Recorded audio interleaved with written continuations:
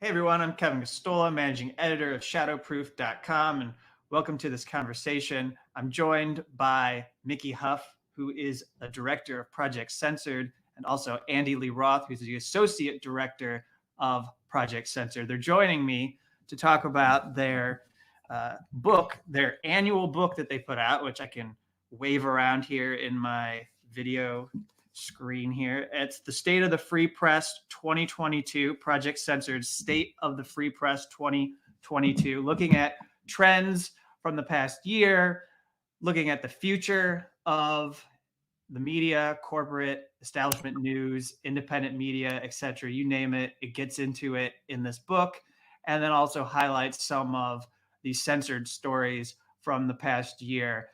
They're here with me to talk about this, along with the related issues. So thanks for being here. Good to be here, Kevin. Thanks. Always a pleasure. Yeah, thank you, Kevin. Well, I'll begin broadly and just say, is there anything in particular that you want to say about the past year working on this before I give you my questions and gear it into some specific topics? Andy, you want to kick it off? No, I'm happy to have Kevin set the agenda for us here. Oh, okay.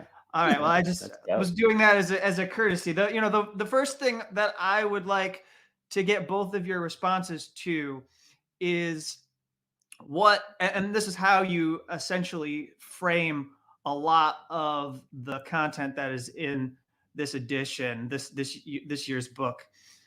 What has the COVID-19 pandemic done? What's the impact of it been on the media, and how do you see it?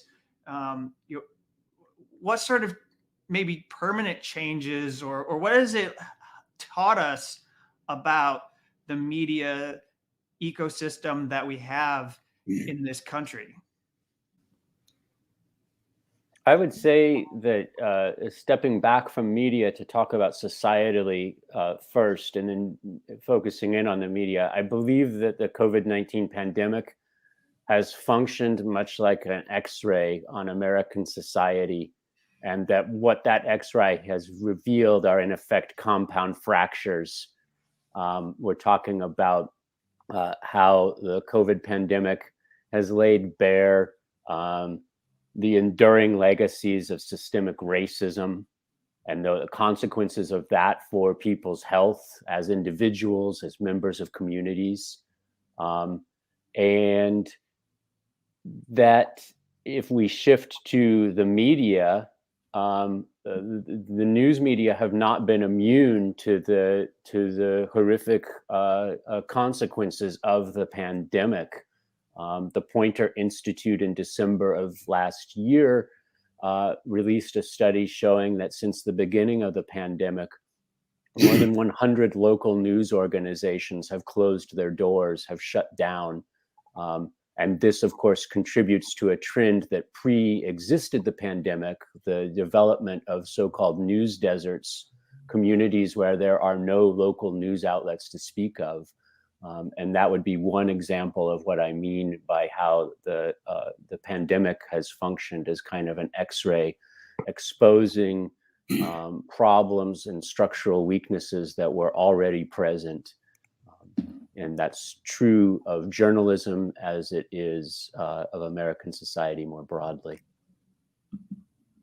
Yeah, Kevin, if I could just add briefly to that, I wanted to quote a little bit from the foreword from State of the Free Press 2022, our latest book that's out, and folks can check it out at projectcensored.org, along with the top stories and a lot of the other things we're going to talk about here today. Danielle McLean, who's on the board at the Society of Professional Journalists, wrote the foreword to our book this year. And there's a great passage that really kind of talks about the state of media, state of the free press, where Danielle writes, sadly, too many of the media's scarce resources are devoted to amplifying the voices of the country's most powerful government officials and corporate executives, uncritically publicizing their opinions and short-term goals instead of exploring the collective impacts that their decisions might have on society and its most vulnerable members. McLean writes, this needs to change. Our industry needs to change. And if the COVID crisis has, as Andy just illustrated, as it's laid bare many of the shortcomings of neoliberal policies for half century, whether it's from healthcare to the response to the pandemic and so forth, to the issue, the more frailty in the economy. We've also seen the problems in the free press, and we continue to see the corporate media only do top-down kind of narrative reporting, and they really fail to go into the communities often to see who's most impacted by what's going on. And so those types of crises have not only continued and been exacerbated, but on the flip side, they've really given us opportunities to highlight a lot of people in the independent press that are the voices of these local communities and marginalized peoples. And so in many ways, Project Censored, that's been around since 1976, it feels like our work is as important as ever, if not even more important, based on the fact that we're not only critical of what happens in the corporate press, but we're affirmative of what takes place in the independent press. We're reporting news that we really need to act upon to face the many challenges that we have before us today. Mm-hmm. And if I could just ask a kind of follow-up, and either of you can field this possibly contentious question, but I'll put it delicately, and I think both of you will know that I mean this in a reasonable manner. But I'd like to get your comment on some of the narratives that we've had pushed in the press over the last year around the pandemic, and what you think maybe has defined our understanding, and to speak openly about what you think it says about public health going forward and our ability to get people the information they need to make informed medical decisions. And in order to make sure that people are able to actually protect their safety. And I always thought people in this country really did care about their safety. But the other thing is that what we don't seem to really have space for is for allowing people the ability to say, okay, vaccines are essential. There are these public health measures that are essential to control the spread. But how do we allow for space in our press where people can critique the way that local and state governments are implementing these policies? How do we allow for space to critique the major and massive multinational pharmaceutical companies without all of that being lumped into a zero-sum debate about these are anti-vaxxers who are destroying our ability to get to the truth?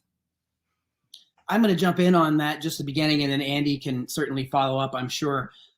That's a huge question and could dominate the rest of our conversation. But I'm sure we shouldn't let it for time's sake. But, because of, again, I mentioned the failure of neoliberal policies over the last half century, because we have such extraordinary corporate regulatory capture of these agencies that we rely on for public health information, this should give people pause. It should give people pause when the CDC changes quarantine guidelines the day after the head of the CDC has a meeting with the CEO of Delta Airlines about having to get people back to work with COVID.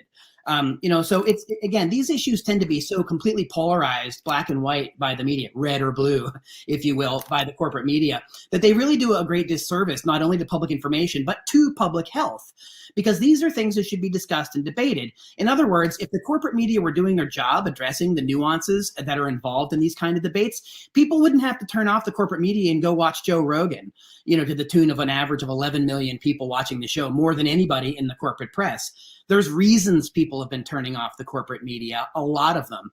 One of them is because there's this cartoonishly simplistic us-them mentality that's going on, whether it's throughout the pandemic or if you want to go back to the 9/11 and that you're with us or you're against this rhetoric.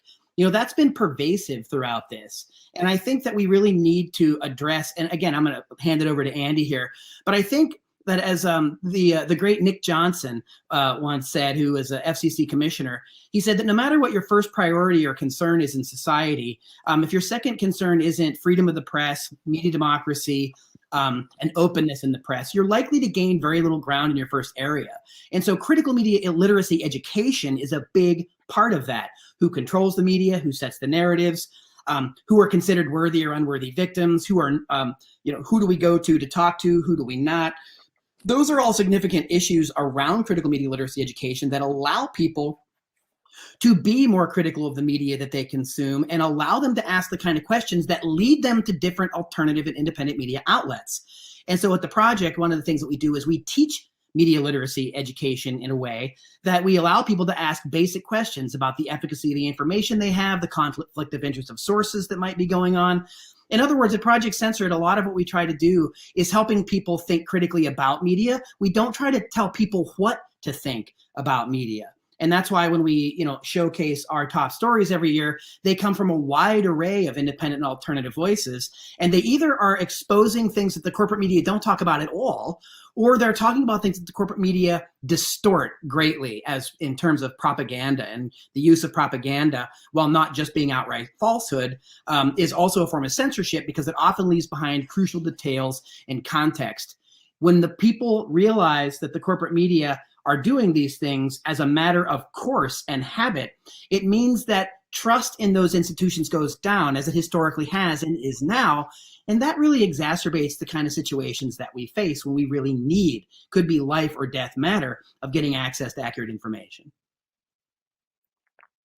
I think on the pandemic, Kevin, if I may, I would make two quick additional points based on some of the stories that Project Censored is bringing forward this year as the year's most important but underreported stories.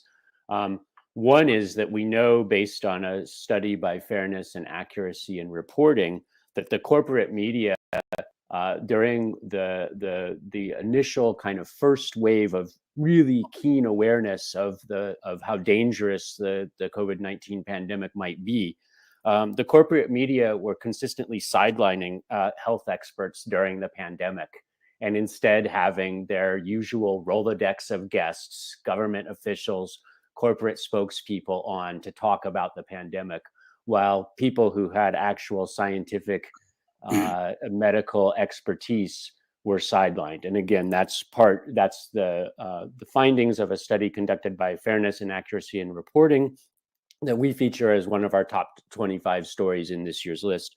The other story I would point to would be our number 8 story about how Pfizer has effectively held a number of South American governments to ransom over its COVID-19 vaccine. And this includes countries like Argentina and Brazil, where Pfizer basically demanded that they put up sovereign assets, things like the nation's federal bank reserves, its military bases, its embassy buildings, as collateral for any liability that would result from future legal cases.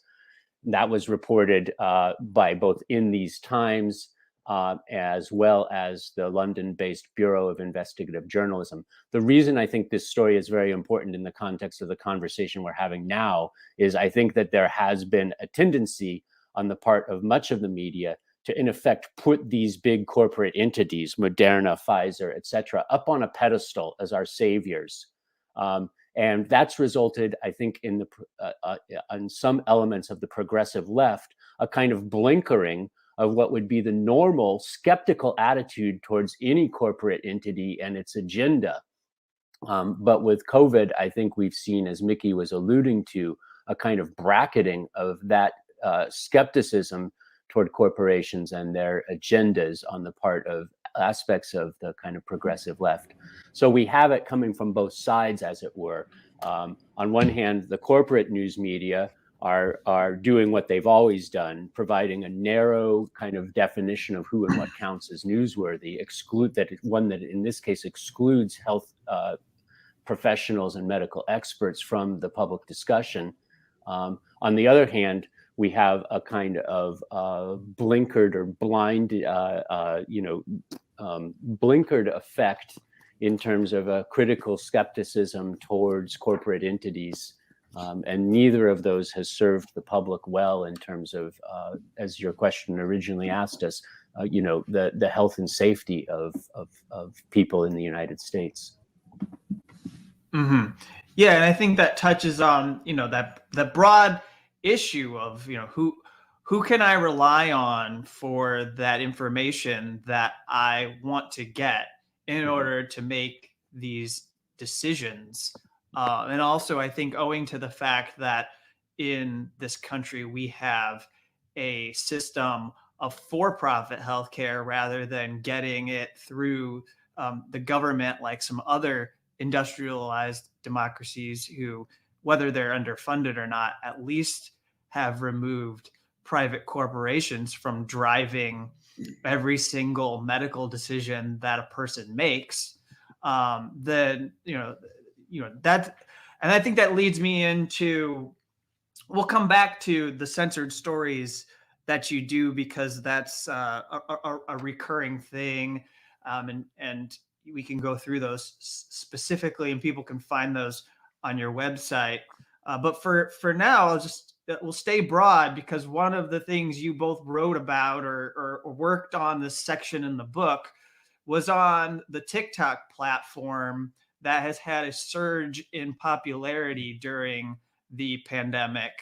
And there's some people who are possibly tuning in to get tips and figure out, what they can do in the alternative, and they don't want to do what the mainstream's suggesting they do to combat COVID. But hey, maybe we could try these home treatments that somebody is concocting.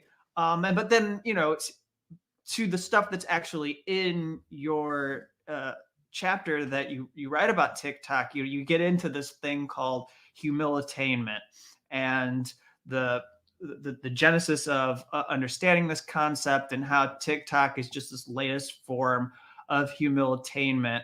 And that's really become this way of generating attention to news, and as well as music and movies. I mean, I'm someone who is interested in culture as much as anybody else in this country, and I'll just say that there's a lot of evidence out there that like TikTok is actually destroying music, because these the music industry is just going to TikTok to figure out whatever is popular, and then that's just what they push. So it's become a substitute for actually working with independent, talented musicians. Anyway, but be that as it may, I'm just throwing that out there. I was excited to read your section about TikTok, because I think it deals with it in a way that is really important.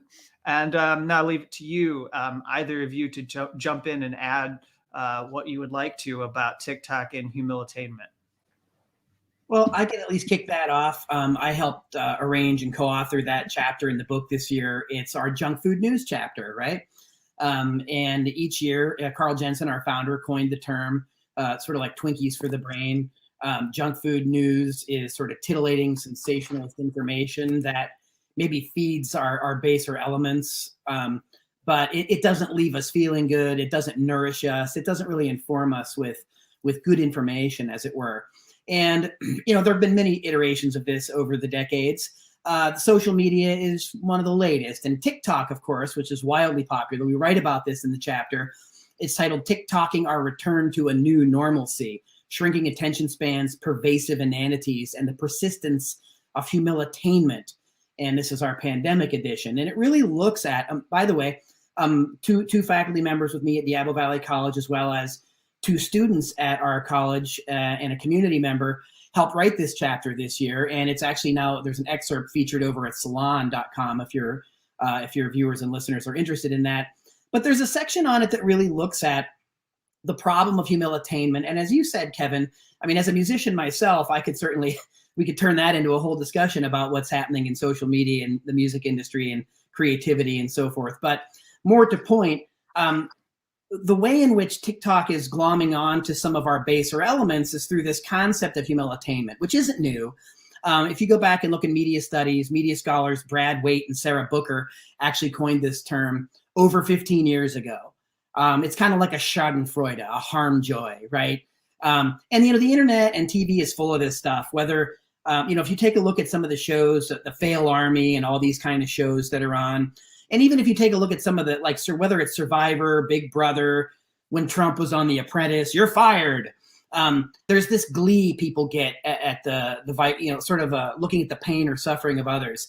And TikTok is no different. I mean, it thrives off of sort of this idea of people having bad things happen to them. So it feeds our baser elements. But I think some of the problem that we see there with TikTok is also, I think, if you want to step out of TikTok and look at the way that social media runs in general, is the more that you look at something, the more the algorithms are tailored to give it to you. And so you get in a feedback loop, and it becomes increasingly difficult for people to run into or see information about which they either weren't curious or didn't know, right? And so in that regard, it fuels a culture or society of perpetual distraction. And real quick, I just want to close this with a not all negative statement about these.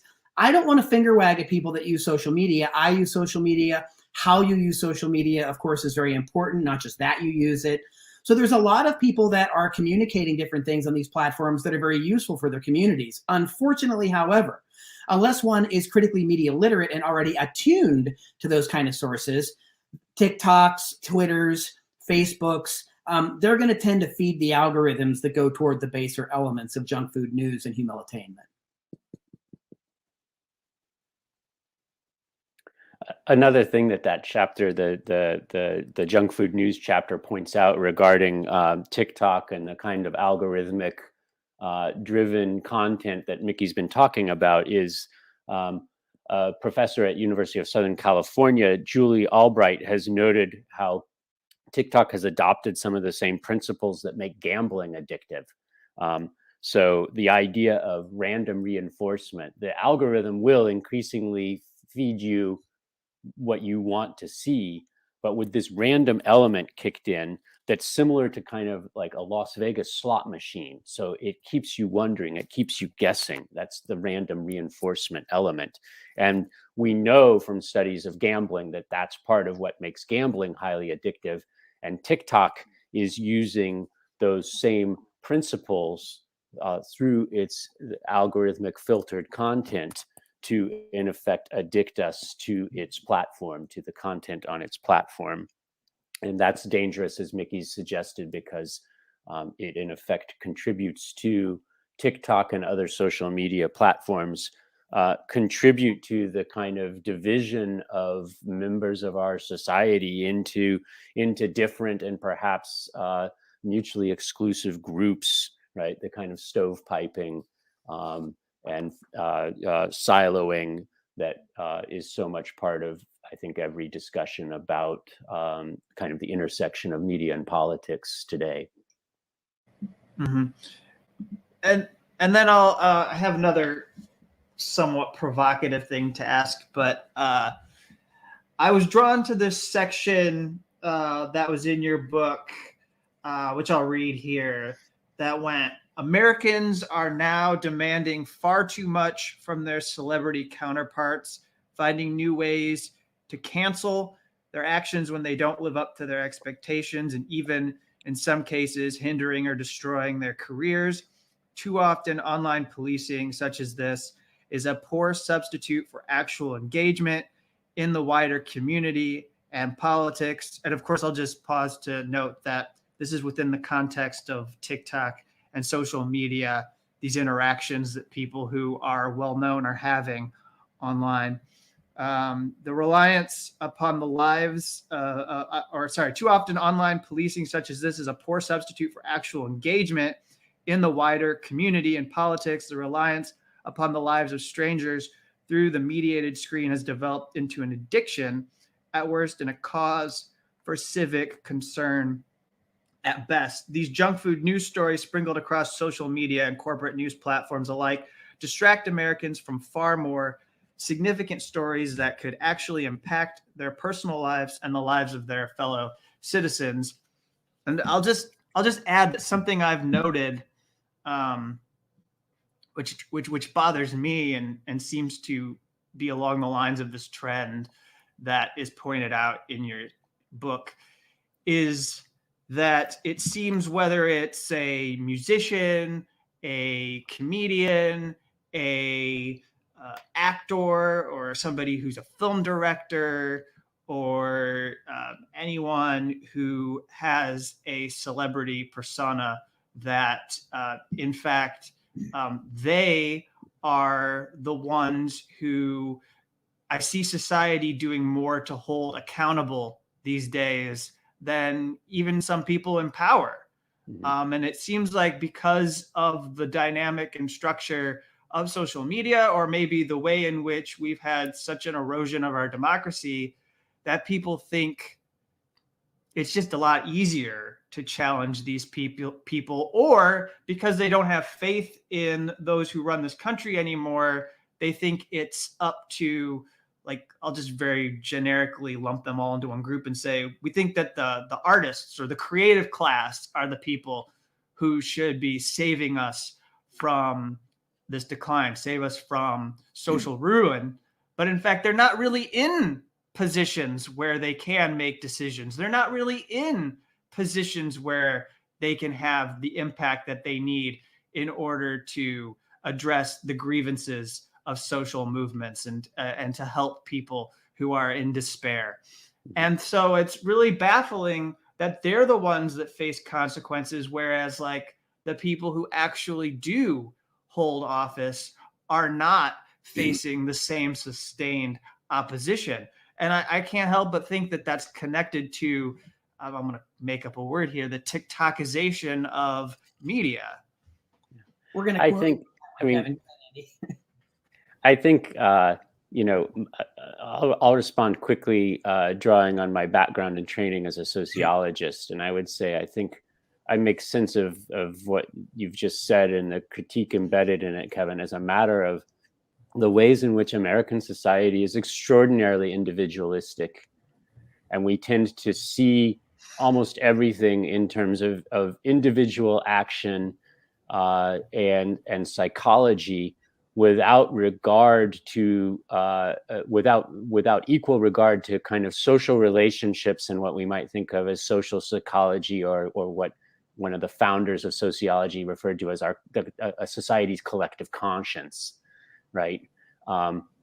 And of course, the news in the corporate form that we know it today is part and parcel of that individualistic culture, right? News tends to be individualistic in the sense that it focuses on the actions of a select group of people, and to some extent the organizations that they're treated as representatives of. News is also the corporate form of news that we're critiquing here, is also tends to be focused on what went wrong today as opposed to what goes wrong every day.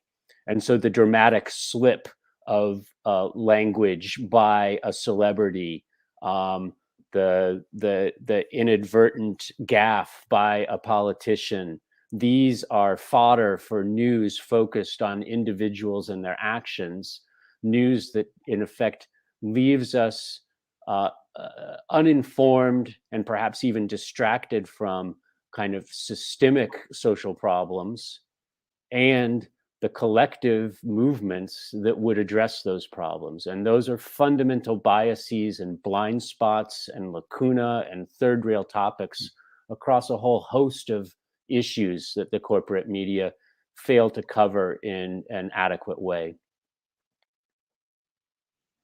Adding to your TikTokization, Kevin, first thing I think of is clickbait, the clickbait culture, the soundbite culture. Whether you want to go back to Warhol's 15 minutes of fame, or if we're down to 280 characters on Twitter, or whether it's the TikTok, back and forth, those kinds of platforms lend themselves to the sensationalist and the titillating. And I think Andy just summed it up really well, that with the pressures of the 24/7 news cycle, something Carl Jensen called news inflation, there's this pressure to fill all that time. And so they go for the low-hanging fruits in many ways. And during the Trump presidency, it was almost as if the news media was being led around by the nose on Twitter. It's almost as if they had forgotten in many ways how to do investigative journalism, because it was too easy to go for the latest sensational, crazy thing that was going on or being said. And, we noticed this even in the transition to another administration, that, we're sort of still seeing, the press trying to find its role and purpose again in a lot of ways. And I think a lot of that has been further pushed by the supremacy of social media. You mentioned the celebrity issue. There's a whole segment on cancel culture in the Junk Food News chapter, to kind of get back to the root of some of what you were saying. And cancel culture has always been with us. It's just kind of gone off the rails in a lot of ways because many of us think that we don't need to hear other ideas that are different than those that we hold, and that there's a propensity and sort of a gratification coming through the human attainment is to make people suffer in some way for being, quote, wrong or having a different idea. Social media lends itself really well to that kind of non-journalistic practice of reporting accurate information. And it also runs contrary very much to the ethics put forward by the Society of Professional Journalists. So, I think that the more and more we focus more on media culture and saturation and celebrity, the more and more we're getting away from the core elements of what it means to be a journalist, to report things accurately, to not cause harm, to act ethically. I mean, these are really important things, I think, that get lost in the noise and the din of our 24/7, media saturated ecosystem. Mm-hmm. And I'll just mention a salient example, and then we'll move on to the last bits that we have here for our conversation.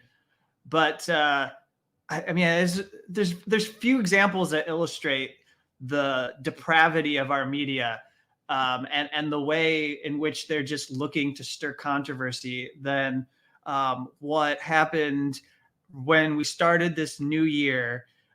Jon Stewart had a conversation with his staff for his show on Apple TV Plus. The problem. I have to address this. This is bonkers, guys. So if you remember, like a month ago, I recorded one of the podcasts with Henrik and Jay, right? Yep. Yeah. And we were bullshitting about all kinds of stuff. And we started talking about bar mitzvahs. And then Jay said something like he did a funny riff on it. Like what chapter of Harry Potter was that? And we went off on a Harry Potter thing, right? Mm-hmm. There is no reasonable person that could have watched it and not seen it as a lighthearted conversation amongst colleagues and chums, having a laugh, enjoying ourselves about Harry Potter and my experience watching it for the first time in a theater as a Jewish guy, and how some tropes are so embedded in society that they're basically invisible, even in a considered process like movie making, right? Absolutely. So we did that a month ago. This morning I wake up, it's trending on Twitter, and here's the headline from Newsweek. Jon Stewart accuses J.K. Rowling of anti-Semitism. So let me just say this, like super clearly as I can. Can I get a close-up? All right. You're in control of your own camera. Bring your face I'm in control of my close-ups. All right, let me do Camera this. one. Hello, my name is Jon Stewart. I do not think J.K. Rowling is anti-Semitic. I did not accuse her of being anti-Semitic. I do not think that the Harry Potter movies are anti-Semitic. I really love the Harry Potter movies, probably too much for a gentleman of my considerable age.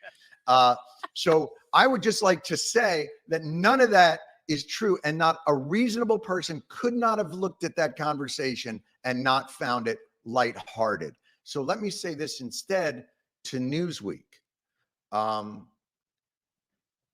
Your business model is fucking arson.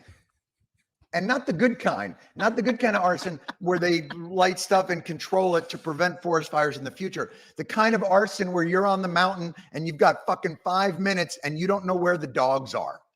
Like, that's your business model. Which they just don't care what the damage is. If they put something out there that does permanent damage to him or does permanent damage to J.K. Rowling, they just do not care. If it metaphorically bleeds, it leads is the same as it ever was, as you know. This kind of gotcha journalism has many guises.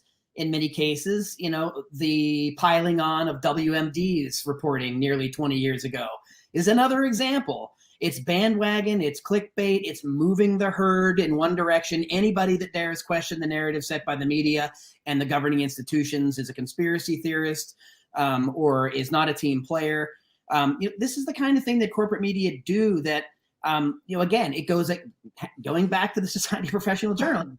These are not sound ethical journalistic practices. They are designed to keep eyeballs on headlines. Headlines often don't even match the content of what's being reported below.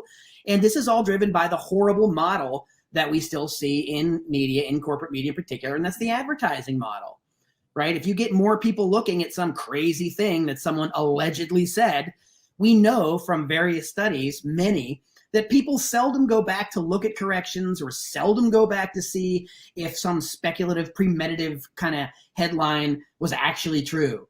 All they do is they see it and they act on it and they react to it, and then you get stuck into the whirling dervish of the Twitter sphere, and people have a hard time kind of getting themselves pulled out of it. So it's really reckless in many ways when the press do these things. And I think you said it really well, Kevin, when you said that a lot of these folks don't seem to care about the damage done. And the damage done isn't just to the Jon Stewarts or J.K. Rowlings. It's done to the public, and it's done to journalism and the free press as an institution itself, which is the bedrock of our democratic republic. And when we show such gross disdain for something that is so vital to our thriving as an open and more equitable society, it really shows the decay and it shows more of a bleak future that's been written on the wall. Mm-hmm. All right, so I know I only have you for just maybe a few more minutes. Let's talk about some of the censored stories from the past year. And we could start with Andy and have him highlight something that you do with these 25 censored stories that are in there is you'll pepper in some of these positive developments, some of these trends that do suggest that there are actual people out there struggling for justice. And we know that those kinds of stories don't get told in our corporate press typically. So, Andy. Yeah, solutions journalism is a key thing, and but let me give an example of one of these stories. The historic wave of wildcat strikes for workers' rights. Since March of 2020, Mike Elk at the Payday Report, an independent news outlet that focuses on labor issues, has documented more than 1,750 wildcat strikes that have taken place. Strikes by folks who are meat packers, teachers, janitors, delivery drivers, nurses, grocery store clerks, the so-called essential workers under the pandemic, who have been challenged to continue to work under increasingly dangerous work conditions while making chronically low wages, despite the essential nature of their work. And so the Payday Report's COVID-19 Strike Wave interactive map documents every one of these 1,750 wildcat strikes that have taken place. So labor is active in the face of, as I say, these chronic low wages and under the pandemic dangerous working conditions.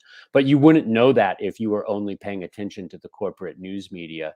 The corporate news media only kind of picked up on this story last October when they began reporting labor unrest and wildcat strikes under the frame of Striketober, which then awkwardly became Strikevember.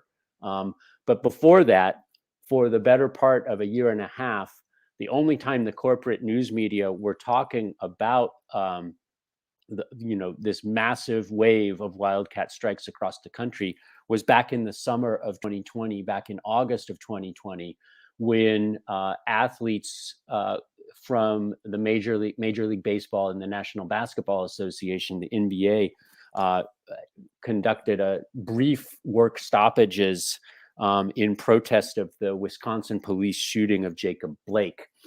And that was a labor story the corporate news media was interested in reporting on. When the NBA or Major League Baseball goes out on strike, that's newsworthy. But when thousands and thousands of workers from across the country go out, that was, to the extent that was covered by corporate news outlets, it was covered in an isolated way as kind of, one here, one there.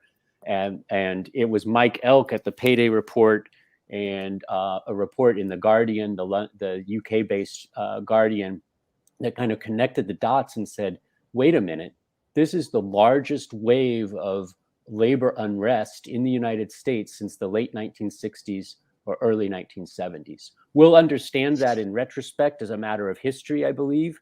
But as Mickey likes to often say, right, if news is the first draft of history, it was independent journalists and not the corporate press who were getting the story right. And then, Mickey, you worked on, along with some students, 2 stories that involved one racism and then the other being the climate. Would you like to get into a little bit about both of these stories, and then we'll wrap up? Yeah, just briefly. And in fact, just a reminder, your viewers, listeners can go online to projectcensored.org, and all the top 25 stories from the past year there. Our methodology is there. Of course, there's a lot more in the book than just the top 25, and you've been talking about more of that, including Media Democracy in Action, which is really a solutions kind of chapter on good people and organizations that are doing great free press work.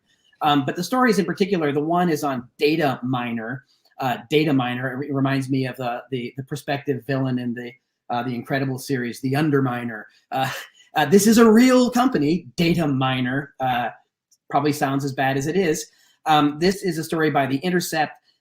Sam Biddle talks about racial bias.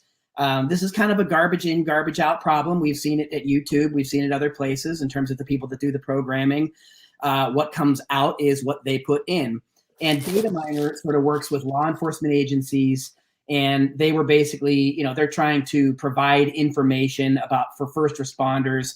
They, quote, deliver breaking news alerts on emergency events like natural disasters, fires, explosions, and shootings.